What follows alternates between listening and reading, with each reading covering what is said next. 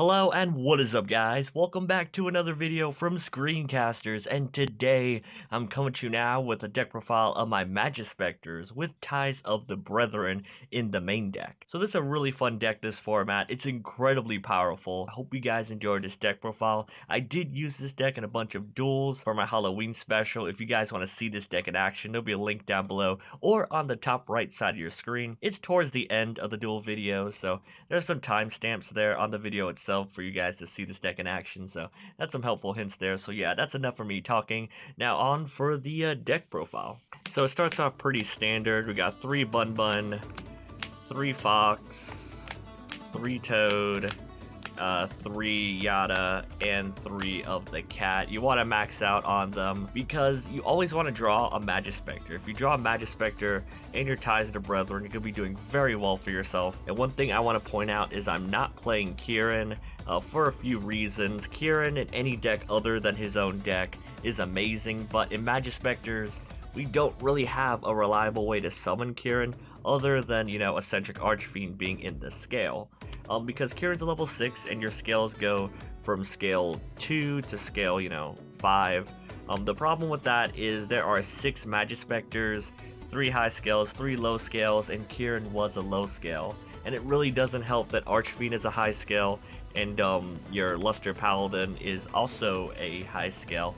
So the problem with that is you have a lot of low scales in the deck, which is kind of a problem, but because of Majesty's Pegasus and that Bun can search himself as well as any low scale, it's not that much of a problem. But in regards to Kirin, I took him out of the main deck. I do side him, however, for certain matchups because every time I summoned Kirin, it was more of a win harder play because I was already waiting. The only way you could bring him out, other than, having Archfiend in the scale, was by tribute summoning him, and that's pretty bad in the current format. And since you play 3 of these, you can make an argument that you can play Pot of Desires in the deck, which I have considered. However, it's pretty expensive right now. So if you guys got money for Pot Desires, highly recommend it. You max out on all your Majespecters naturally, so you're not going to be banishing them all. So it's something you can try out, but this deck already has enough advantage. It's incredibly consistent. All you have to do is open with one of your Majespecters and Ties of the Brethren, and you could go like plus freaking 3. And I'm not even kidding. That's how powerful this deck can be when it gets going. Then we got 2 Eccentric Archfiend. I was playing 3, but I cut it down to 2.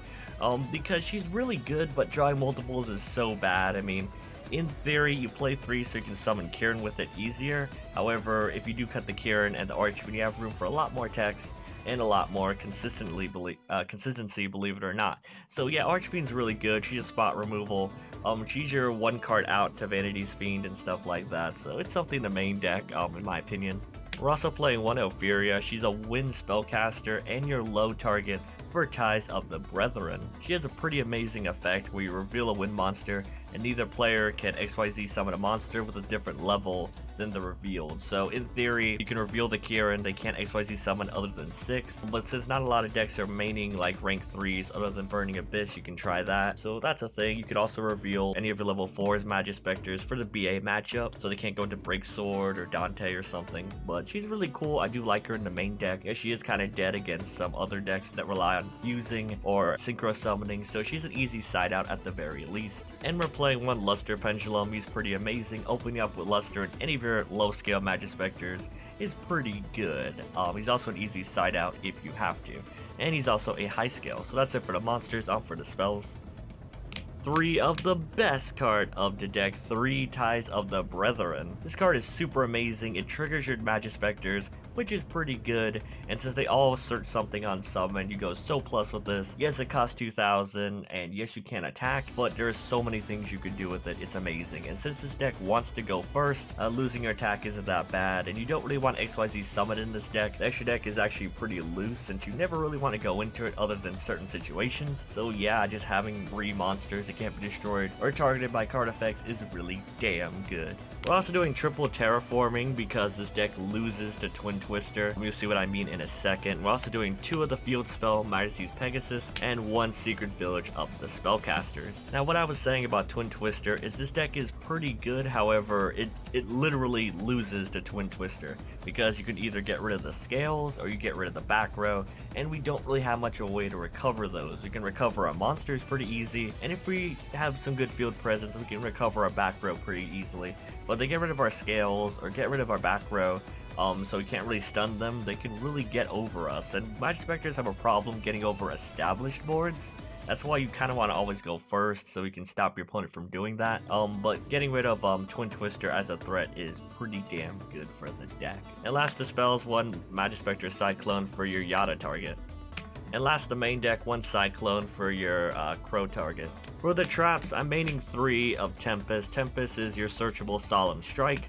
He's the one you can be burning through most of the time, stops monster effects and special summons. Really good card, and searchable with your Toad and Fox. Then we're doing 2 Tornado. I was considering 3, but it's really good at 2. You don't need 3 because you don't really want to search this. Most of the time you're searching Tempest, so it's good for that spot removal if you have to. And since I don't own any Solemn Strikes, there's a good alternative, which is Grand Horn of Heaven. If you have any Solemn Strikes, I recommend taking these 2 out for it. However, this is the budget replacement for Strike. It does pretty much the same thing. The thing about it is it makes your opponent go into the battle phase or end their turn, which is pretty interesting. Yes, they draw a card, but you already have so much advantage in this deck, and since it's a counter trap, it's not that much of a problem. Then one of my techs, or 2 of them, 2 Quaking Mirror Force. This deck is really good. However, they can just summon a monster and just beat over a Majespecters if we don't have the Tornado or Cyclone. So just making their monster go face down forever so they can be destroyed. It helps in the Cosmo matchup. When they attack with your Dart Destroyer or whatever, you can Book a Moon it with Quaking Forever. Then you can target it with like your Tornado or something like that. It's pretty good. And last, the main deck got 1 Vanity's Emptiness and 1 Solemn Warning for even more stun cards. For the Luster targets, we got 1 Dynaster and 1 Ignister. Ignister is really good in the mirror match, and it gives you some big monsters to go into if you can't really get over something. And Dynaster helps protect your scales, so you don't just lose to Twin Twister. For the rank 3s, we got 1 Grand Pulse, 1 Totem Bird, and 1 Nightmare Shark. You don't really go into your extra deck that often, so I put a bunch of burn cards and cards that help stall or secure the OTK or game. Sometimes your opponent has a wall and you can't beat over it, so just going into your Nightmare Shark and doing 2,000 for free is pretty damn good. We're doing 1 Abyss Dweller, good against a BA matchup, 1 Trapeze for the OTK, double Chidori because the first one keeps getting striked, so having 2 is pretty good, and also helps your opponent. It helps against anti-spells, so you can just make them top deck it and then go off from there. It's pretty good. 1 Magister to fix your broken, your bad hands. 1 Heartland Draco for another 2,000 in rank 4 mode. 1 Diamond Dyer to pop stuff, mainly anti-spell or any floodgate. 1 Castel and the Utopia Lightning combo to get rid of problem monsters.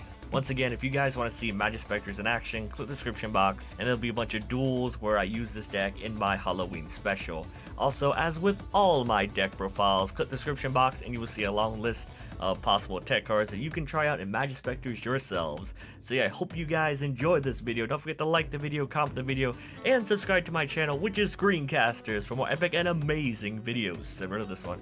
Once again, my name is Yugioh from Screencasters, and I am signing out.